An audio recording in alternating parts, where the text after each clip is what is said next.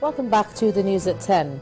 It's about 2 months to the 2015 general elections, and as the nation gears up for the exercise, some residents of Kaduna in Nigeria's northwest region say it's important to learn from the events of the 2011 elections.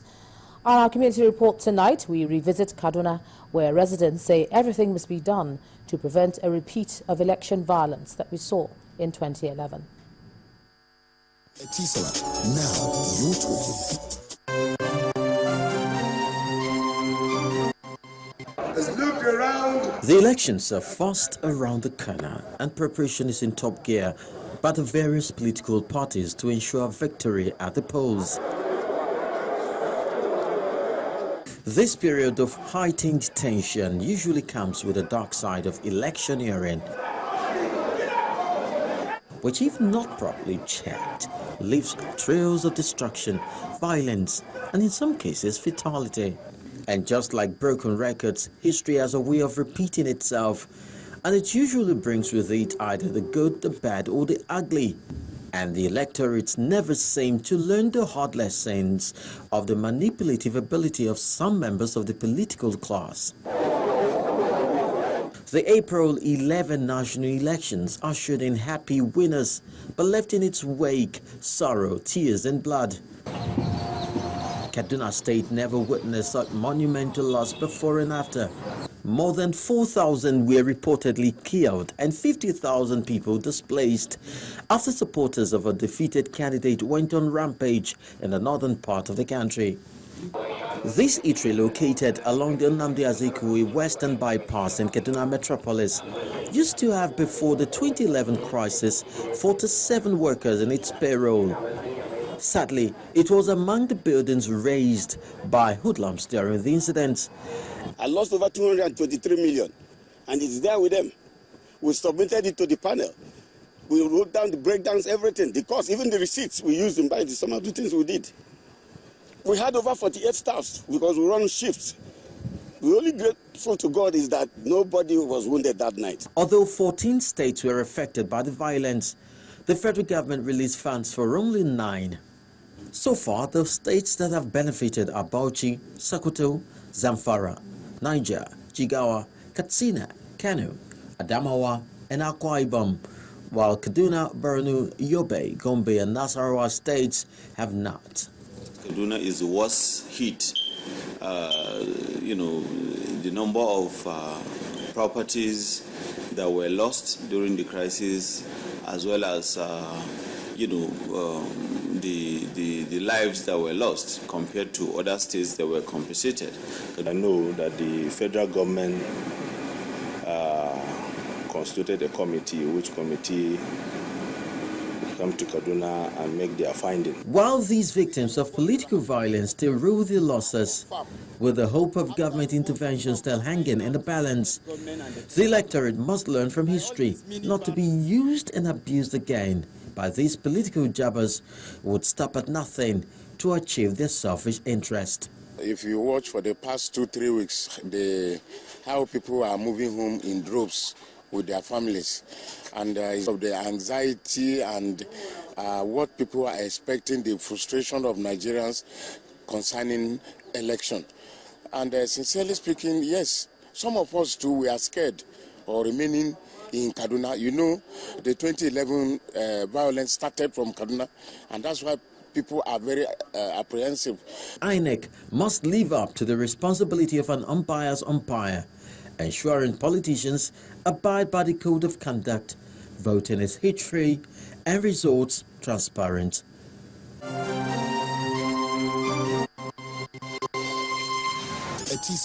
Now you're talking. First Bank.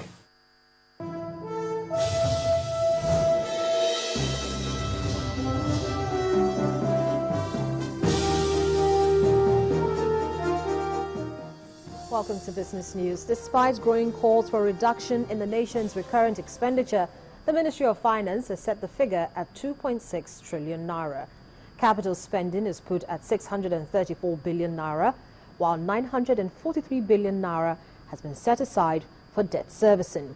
Giving a further breakdown of the budget after separate presentations to the two chambers of the National Assembly, the Minister of Finance, Dr. Ngozi Okonjo-Iweala, explained that the budget would concentrate on measures that would stimulate the diversification of the country's economy. Nigeria has come of age. I feel that we have the tools in this country, if we can all pull together, to be able to take the measures that will enable us to transition through this year. As I said, we've been there before. We didn't have all the knowledge and the arsenal we have now with which to manage the economy. No one has said it's going to be easy. It is going to be tough.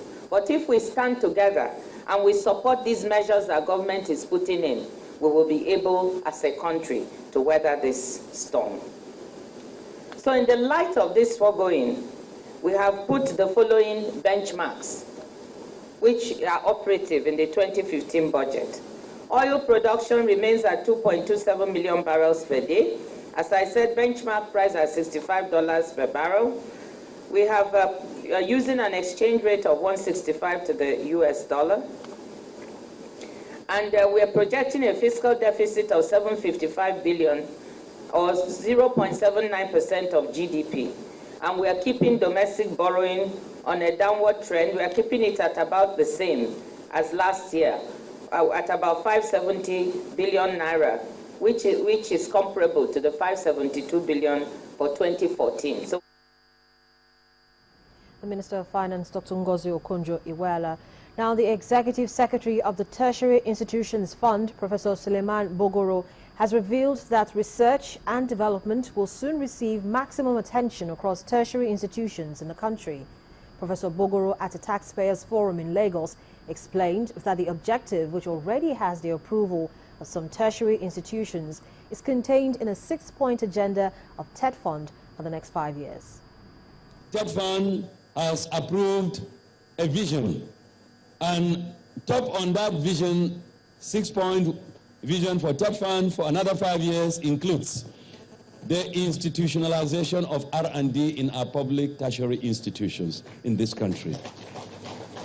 And I can tell you it's two-pronged, like I mentioned at the UI lecture last week, two-pronged in the sense, while the Board of Trustees has approved that we put funds to have units of R&D in our tertiary institutions, we are proceeding with advocacy with the support of the National Assembly. I'm glad the Chairman House Committee on Education, Right Honorable Aminu Suleiman, is here. He has told me you will have partnership from the National Assembly guaranteed for TED Fund in this drive. The Standard Alliance Insurance PLC has shelved its plans to reconstruct the shares of the company. Now, the decision, which was taken by the shareholders of the firm at its 18th annual meeting in Lagos, is to help the directors re-strategize in the best interest of the company. Our correspondent, Tempo Ashajo, reports. It's the 18th annual general meeting of Standard Alliance Insurance PLC. As shareholders arrive at the venue, the company's head office, the thoughts of moving the company forward was the bone of contention. It began with the notice of the meeting and auditors' reports being read, while two of the retiring directors and audit committee members were re-elected. Will those against the good in and no be and are hereby elected as audit committee members? The special business of the meeting seeks the approval of the shareholders to improve the company's capital through shares reconstruction. This move was, however, upturned. We hereby amend the special business number 1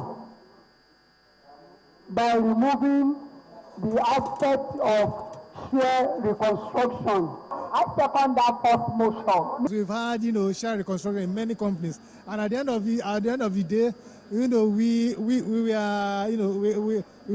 are taken aback that such share reconstruction did not, actually affect, did not impact on our shares. When you are profitable, share reconstruction is good.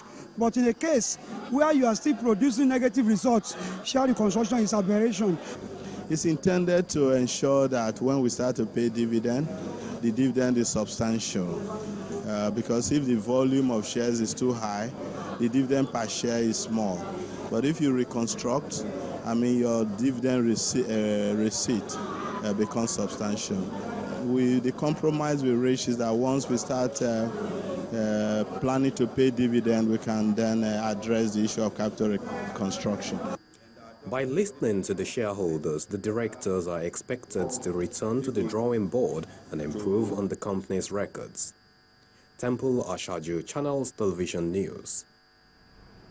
Well, equities at the Nigerian Stock Exchange slumped further on continued sell-offs across all sectors. Key indicators ended midweek trade 2.78% lower, with the all-share index at 28,961.67 and a market capitalization of 9.56 trillion naira.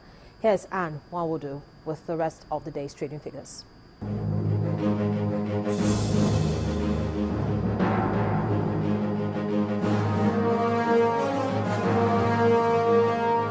Hello and welcome to the Stock Market Report.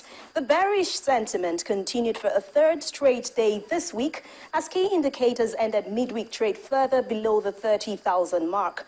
This time, the all-share index lost 2.78% to 28,961.67 with a lower market capitalization of 9.56 trillion naira. On the decliners table, Seplat lost 14 naira 1 kobo and is followed by Nestle and Forte Oil, which lost 12 naira 39 kobo and 10 naira 80 kobo each. 7-Up Bottling Company, Better Glass, and Union Daikin were midweek's top three gainers.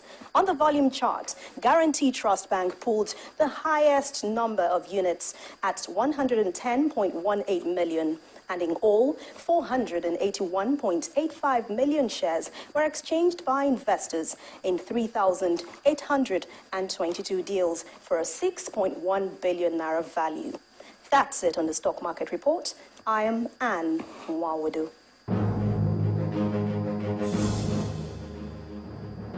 And that's it on Business News for tonight. Ijama returns in just a moment with the rest of the news at 10.